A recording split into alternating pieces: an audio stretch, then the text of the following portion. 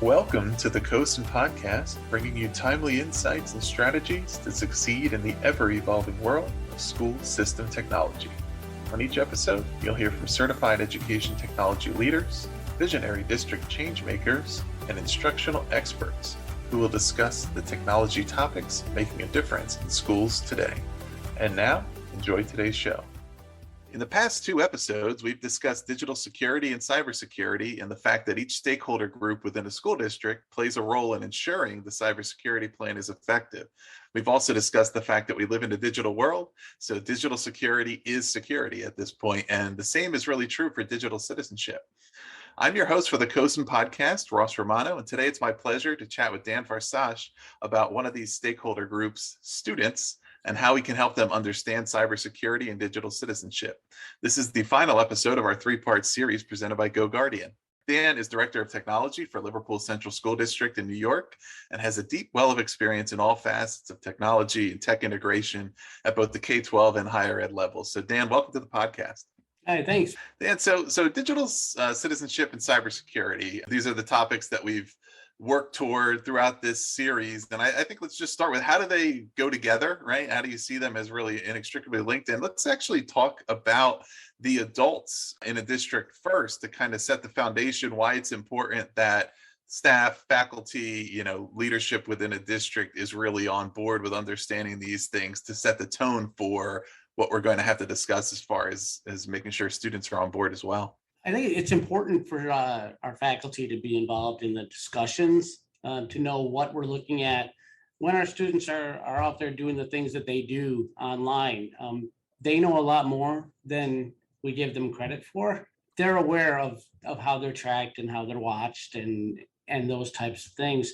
So having our faculty on board, they can have that discussion and talk to our students and explain situations they're aware of and to be able to support what we're doing at the district level, right down in the classroom. So I think that's a big piece of it, and to understand exactly what we're asking of our students. So when you think about those students and digital citizenship as you define it and as you're looking at it now, can we talk about what's the importance and urgency of that? I'm sure it's widely understood to be important at this point, but I think even what digital citizenship means and what we're addressing evolves at a fast rate as, the tools we're using and our needs and our challenges evolve as well. And what's involved in the approach to cultivating those digital citizenship skills? Because it really is something that is featured in the curriculum, right? And then technology departments have different things they're doing. It's happening in a bunch of different areas. It's not just one thing. So can we kind of, I guess, start with, how are you defining like the high level needs and the most urgent parts of that, and then the approach to starting to cultivate that? I think that our kids right now live in such a unique world, and things are so different. They're being inundated with information and with data that's being collected by all these different companies and all the information that's out there about them, and they don't realize completely just how that information stays there, and that it can come back to bite them down the road. We're seeing that now with different things that are happening in our general population, where someone is like something as simple as Jeopardy, where something they said 10 years ago is coming back to bite them. And we're trying to make sure that students are aware of that, the things that they're seeing out there, the things that they're doing. Something as simple as a Facebook post can hurt them. We also are trying to explain to them that the people they're talking to may not be the people they're talking to. So they have to be aware that being on the web, being on social media is a completely different animal than face-to-face. So we're trying to do that type of thing by explaining that and helping them understand that, and then the things that they can and can't do out there. When we were young, it was downloading music, and now it's all sorts of other things out there, from credit card fraud to just cyber stalking and bullying. So we're trying to work with our students on those types of things. And I think it's important because they have to understand the long-term effects of some of these decisions that they're making at a very young age. Yeah, it is. And I'm sure today's students are a lot savvier than the prior generation. Yeah.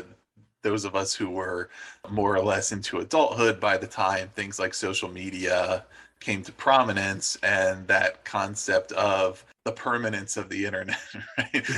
That is, it takes a while to grasp it, but yet still, just as with every other aspect of development, a child or adolescent brain is not necessarily thinking about what happens in 20, 30, 40 years. They're still learning. So it kind of all goes into that, and it sets them up for failure if they don't have the right support, guidance around them. Some of these things, when you sit down and think about them, and when we work with companies in education technology or any other kind of company, and it's like, okay, here's all the places you have to be on these social media platforms. And you think, this actually is kind of a strange construct, like compared to the history of human nature, but this is where people spend their time, this is where people interact, so you should be there to interact with them. And yet it's very new compared to the history of the way we've interacted. So it is so important for schools and districts to understand that, because that's part of saying, okay, we need to get in there early, make sure our students are, as much as possible, understand the risks to them, what they kind of need to be looking out for, because ultimately it's only going to grow. Their level of engagement in internet enabled platforms is going to be constant, and information's going out there, data's going out there. Are there some specific lessons or approaches you're doing either within your team and technology areas, or how you're working with other departments in the school and across the district to, I think, foster those specific skills, but also just, I think, create a culture, right, of good digital citizenship, where it's kind of an expectation that this is something that everybody is learning as just part of their well-rounded development, as part of their citizenship skills? Yeah, we're doing a lot right now. We're taking like a multifaceted approach. We have coaches that go out. One of our coaches specifically is a librarian, and digital citizenship is a huge thing for him. So he uses stuff like Be Internet Awesome from Google. He will use that. He works with teachers hand in hand to deliver those types of instruction to our students. That would be from the teacher side. From my guy's side, from that higher end, back end tech side, we're monitoring what's going on. So we're seeing our big concern, our fear is self-harm. So we watch that. We watch for explicit material, and then we work with the principals to get the kids in and explain to them. A really good example, I saw an email come through with a student where he had been reported for spamming. And when I did my digging through GoGuardian, I looked at all the different pieces. I saw that he had been interacting with another person on a social media site, a woman he did not know, who was trying to get money from him, and he called her on it. But I went and met with him and sat down with him, with the principal, and said, look, I just want you to know, this is what I see. This is what can happen. And the kid was stunned, first off, that we knew it, and he was afraid he was in trouble for doing it. And I was like, no, this is a lesson for you. This is one of those things I want you to understand. So we do those kind of things where there's a communication from the top level straight down to the teachers, the teacher aides in the classroom. So we're trying to work together that way. We're also going around and meeting with our teachers. So I meet with all departments at the high school level, and I meet with all faculty meetings for elementary and middle. And we go over some of these things at those meetings and explain to teachers why we're doing the things we're doing, and the impact that has on our kids. And that seems to make a big difference, because our teachers are now even more aware, because there's things that they didn't realize that we're facing from a back-end tech department that now they can address as well. Yeah, I think that dialogue and the openness to be able to receive feedback, or even just self-reporting, right, in these areas is so critical. We've had discussed this in the cybersecurity area in recent episodes, and just, it relates just as much to digital citizenship and digital safety, and the fact that, yes, we have all these processes in place to, as much as possible, avoid some of these situations from occurring. However, it's unavoidable that from time to time, things will come up. There's a mistake, or there's a breach, or somebody's just in a situation where they can learn from. There's no, the bad outcome doesn't actually happen, but it's something to learn about. Okay, if we're not aware of this, there is a risk that this could have turned out this way, right? But it's, it's so important to have that dialogue to say, look, this is not about punishment or who's in trouble. This is about, we all just are learning together. And the more that you're able to tell us what you're seeing and what's happening, the more we're able to help to, make sure that it's safe. Yeah, and one of the big things for us is actually making sure that teachers understand things that they should look for. We had a teacher who called me and she said, I've got a bad feeling. I don't like what I saw. It's a big file that was downloaded and I don't understand. And so we went in and looked, and it was a video. It was totally inappropriate. It involved calling the police in. But this teacher did an incredible thing and helped this kid out and got this kid to the help that she needed as well. So it's working together as a team, taking that team approach. Yeah, absolutely. So as far as your approach, you referenced a little earlier some particular ways that you've been able to use GoGuardian. Are there other ways in which you're using that tool, or other tools that you're using specifically in these areas, and in ways that are, I think, empowering the different stakeholders? You have administrators, teachers, parents, students, right? Like all these various parties that are involved in this process. And if each of them kind of understands the landscape and they're on board and they have resources to support them, that's how you're going to have your best outcomes. Are there, some tools that you're using in particular ways to really support better digital citizenship toward the end, of course, of I think safety and security for all? Yeah, the safety and security piece is just huge. And I do use a couple programs. One I use is a program that scans my network and looks at what software is being used, what websites are being used. I use that to address things like our New York Ed Law 2D, where we have to safeguard student data. So I use that to make sure that everything that's being used is approved to be used. That helps us keep our kids from going to the wrong places with companies that aren't taking care of them. We also use GoGuardian Beacon so that we can track self-harm specifically. And then GoGuardian itself we're using for the looking at explicit material. And we have those set up so that we get an announcement, we get an alert if specifically for self-harm. My guys each have access. There's 3 of us that get access to that, and principals get access to it. And now we've actually expanded in one building where the guidance counselors have access as well. And the way that we work on it is when we get an alert, we check it out and we'll look and we'll see the screenshots and say, okay, yeah, this one's just research for a class. We can tell that's what it is. This one's not. So we would call our campus safety. They would then call the police or call the parent and check it out. One of the things we found that has been really impressive for us is that we have not had one parent, not one, that has said, why are you calling me at 1:00 in the morning, to do this? They're actually, I thank you so much for watching my kids. That's a huge part for us. This episode of the COSN podcast is brought to you by GoGuardian. We all know that educational technology opens many doors, but not all doors are safe or appropriate for students to walk through, especially during class. With GoGuardian's suite of digital learning solutions, educators can deliver engaging lessons with powerful formative assessments to help all students thrive, while also ensuring students have thoughtful guardrails to help keep them safe and focused.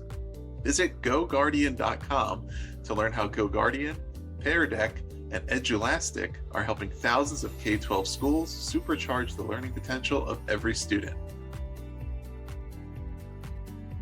There's a lot of different elements to it, and I think developing those relationships with the parents is huge. And also, I mean, because there is I think an element of, and specifically probably historically in what schools approaches would have been to, internet safety and security, and it's different now but still the same in some ways, where, for example, schools, businesses, organizations, for good reason, have different filters and blockers and things right on your networks to say, well, these are things that are inappropriate to be accessing while you're here, right? But Right. okay, once the kid's home, that's no longer there. Once you're out in the world, so yes, we have it here for this particular reason. However, you still need to be learning about the fact that these are skills that you need to use in life. It's not just a school thing, right? Right. We're not just teaching you how to do what you need to do within the school environment. We're actually teaching you how to be safe and successful in your life.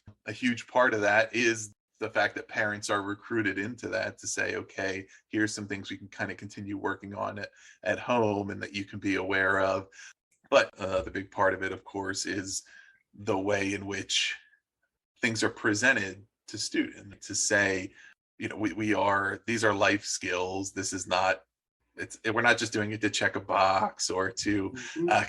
kind of to keep you out of trouble while you're here in school. But I mean, that can be a complicated thing, I think, in the student's mind to think about that, because you're in a certain environment, and oftentimes, of course, the classroom environment is its own thing, right? Yeah. And and we're trying to engage in authentic learning and all these kind of things, but it's not always representative of everything that's happening outside of the classroom. So how do you kind of approach that piece of sort of making sure everybody's on the same page with that? Because it can be difficult, but it's this sort of thing where it's like what you're learning here, with like, we're teaching you it so that you can use it when you're out there. Yeah, and I've used that before because we use Google for our email and Google Classroom. And I've talked with boards in the past that didn't want students to have email. And they're like, well, it's not a good thing to get them in. Well, it is, because I would rather see a student make a mistake in school where we can say, no, you can't do that. That's going to hurt you down the road, than to have them do that same thing and get fired from a job and lose their career. So this is the time to teach them about those things. So we do that kind of thing with email. We use filtering on the Chromebooks we give them, even when they're home. So we can see what they're doing at home, and when they do something they shouldn't be doing, we make the calls to just make people aware. It's good for us to be able to kind of guide them, and we do have meetings with people and with parents and presentations where we're showing the kids, these are some of the really bad things that can happen. These are some of the funny things that have happened, to keep them interested, but you probably don't want it to happen to you, Yeah. kind of thing. So we do a lot of that by the tracking and the watching, and then having discussions with them. We don't want any of our students to be penalized, because a 12-year-old is going to go onto an inappropriate site. That's just a 12-year-old. So you use that as a teaching opportunity. And that's pretty much what we do, is to have the discussions with the student. If it continues, then we bring the parents in, but usually you can nip it early. And it teaches them, they know what to look for. Right. Yeah, absolutely. I mean, that's a key part of the approach, because, like you say, okay, well, if we don't have them using email in school, they're going to be on email. Like, if it was like when cell phones were first gaining in popularity, and at first it was, okay, you can't have them here while you're in school. I was like, well, they're going to have them anyway, so you just have appropriate, the same way you do in a meeting or in church or anything. Ringers off, don't have it out in the middle, all the, but you need to evolve your thinking. It's going to happen regardless, so let's use it as a teaching opportunity here.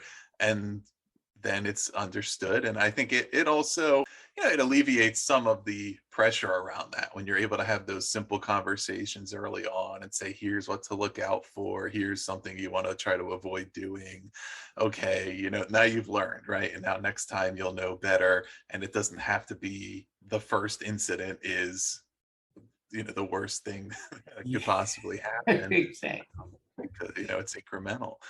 I'm interested in hearing how all of these approaches that you've clearly had going on for a while, how particularly this has served you over the past couple of years, where there was so much influx and different learning environments and digital heavy, right, technology heavy, in ways where you don't have the same maybe physical visibility into what everybody's doing. You have your technology in place, but you need to really, I think, sustain all of these lessons and all of these processes in an environment that may have been very different. What was your environment like over the past couple of years, and how did you feel like this maybe supported what you needed to do? The past couple of years has been just, it's been brutal. Yeah. We have, every kid in our district has a Chromebook, unless they are kindergarten, and then they had an iPad.